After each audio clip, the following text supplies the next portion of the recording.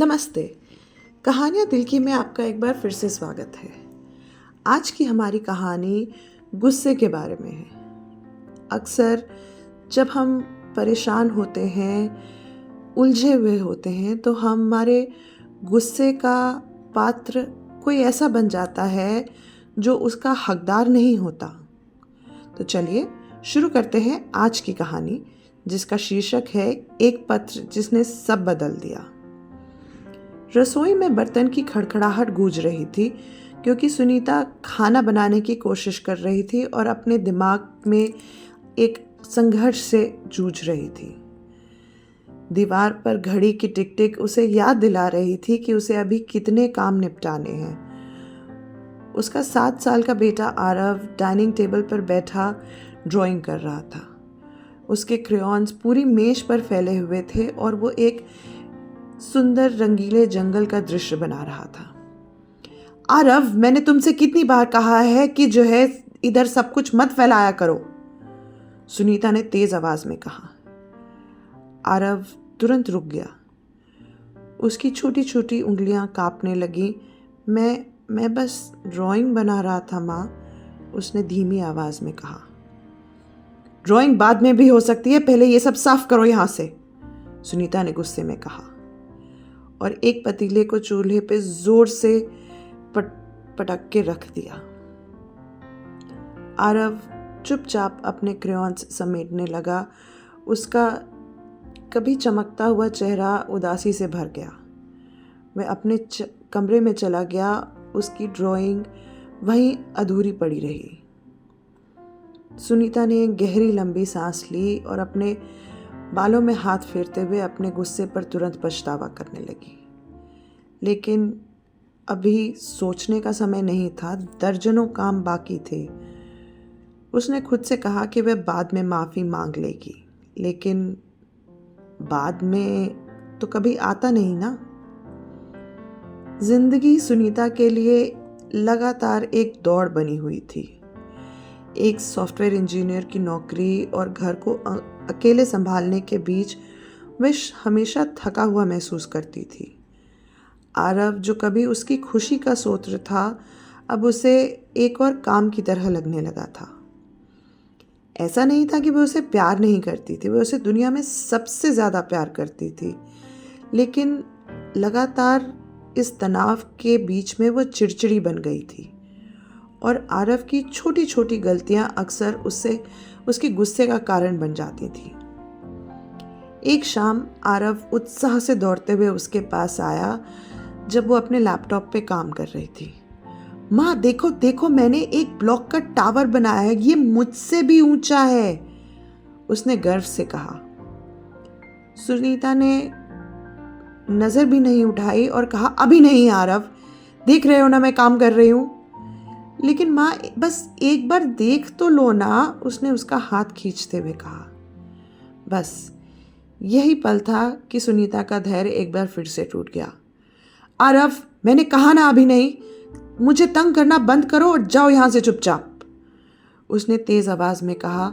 उसकी आवाज पूरे कमरे में गूंज गई। आरव का चेहरा एक बार फिर से उदास हो गया। वह चुपचाप मुड़कर धीरे से अपने कमरे में चला गया।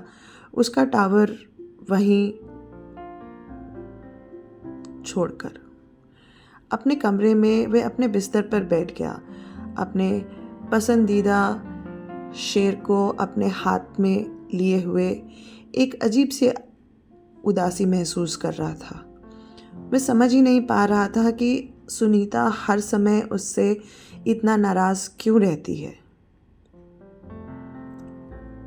उसे वो दिन याद आ रहे थे जब वे कभी साथ में हंसते थे, जब उसकी माँ उसके साथ खेलती थी या सोने के पहले उसे कहानियां सुनाती थी। अब लगता था जैसे वो हमेशा व्यस्त रहती है, परेशान रहती है और आरव से ही सारा गुस्सा है उसका। आरव अब हर समय एक डर में जीने लगा था कि कहीं वो कुछ ऐसा ना कर दे जिससे उसकी माँ उस पर फिर से गुस्सा हो जाए। जो बातें वो पहले आसानी से कह देता था, अब वो कहीं अटक सी जाती थी। एक रात जब सुनीता ने उसे फिर से डांटकर बिना कोई कहानी सुनाए सोने के लिए भेज दिया तो वह चुपचाप लेटा हुआ बिस्तर पे अपनी कमरे की छत को देख रहा था। उसे ऐसा लग रहा था जैसे वो दुनिया में बिल्कुल अकेला हो। आरव अपनी माँ को बताना चाहता था कि उनकी बार बार की डांट से उसे कैसा महसूस होता है, और वो उन्हें बोलना चाहता था कि वह उनके साथ बिताए हुए समय को कितना मिस करता है।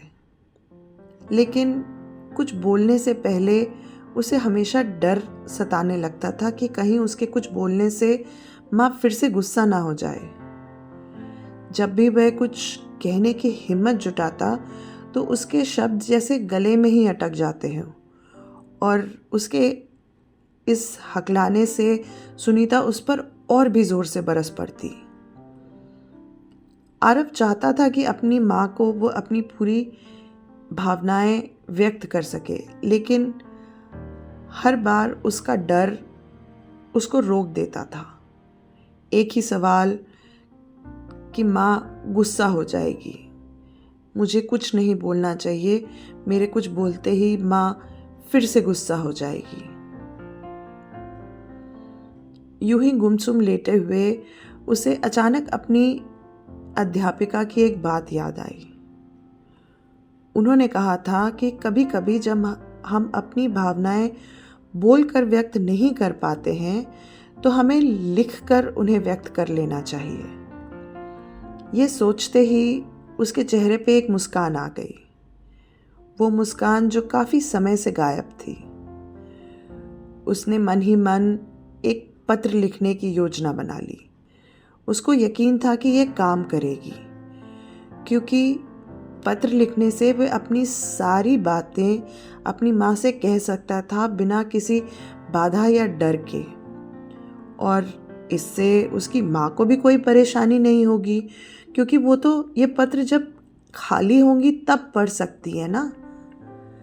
अगले दिन दोपहर में जब सुनीता अपने एक फ़ोन पे व्यस्त थी तो आरव अपनी छोटी सी स्टडी टेबल पर बैठकर कागज़ और पेंसिल लेकर तैयार था। उसने ध्यान से सोचा और अपने छोटे से दिल की सारी बातें उस कागज़ पर लिख दी।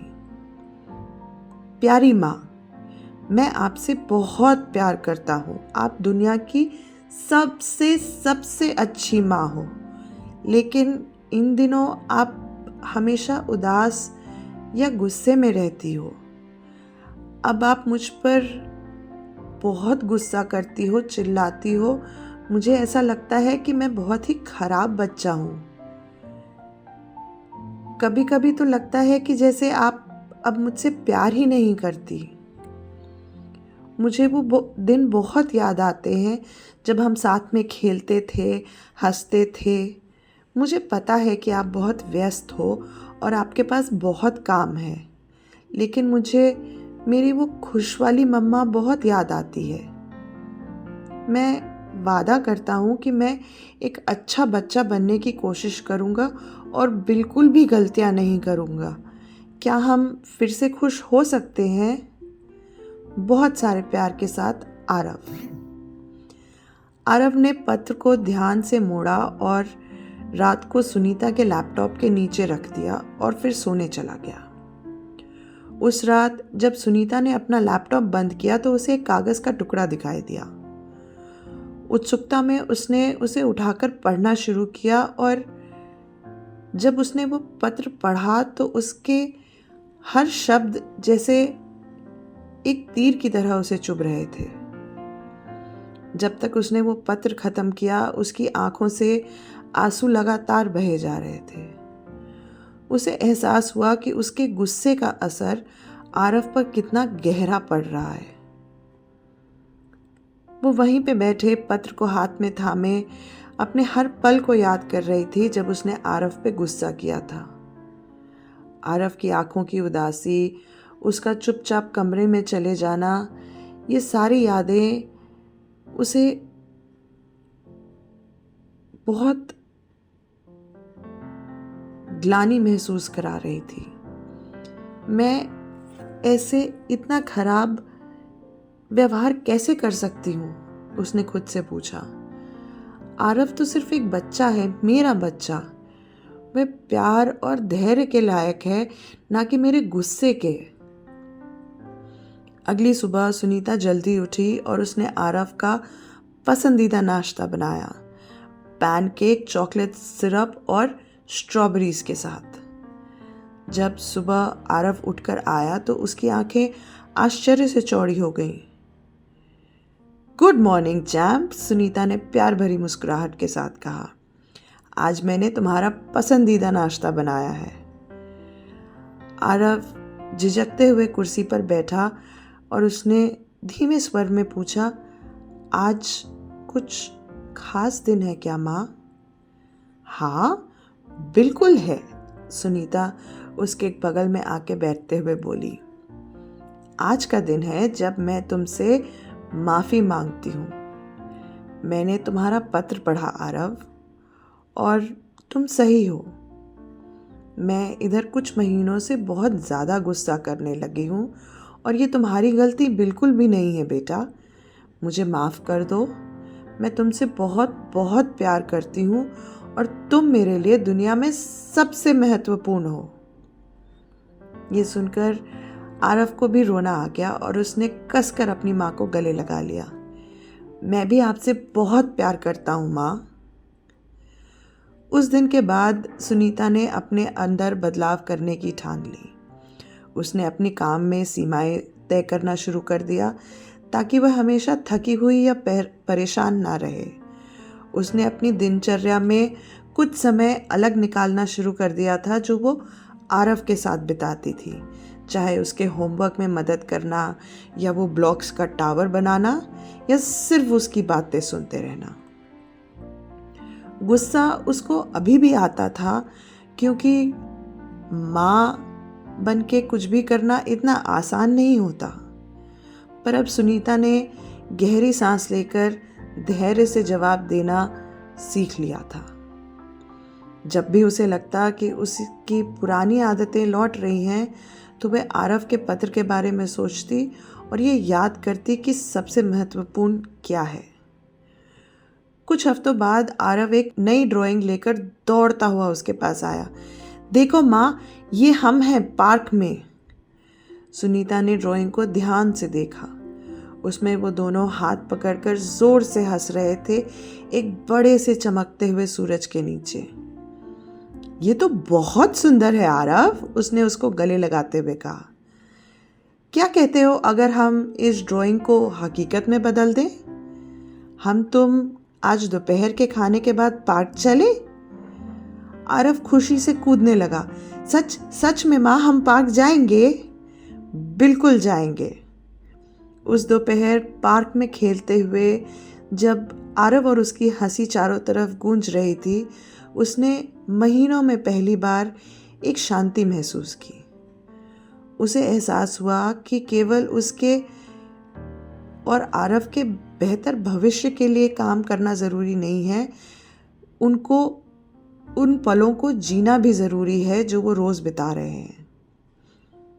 उस पत्र ने सब कुछ बदल दिया था, न केवल आरव के लिए पर सुनीता के लिए भी।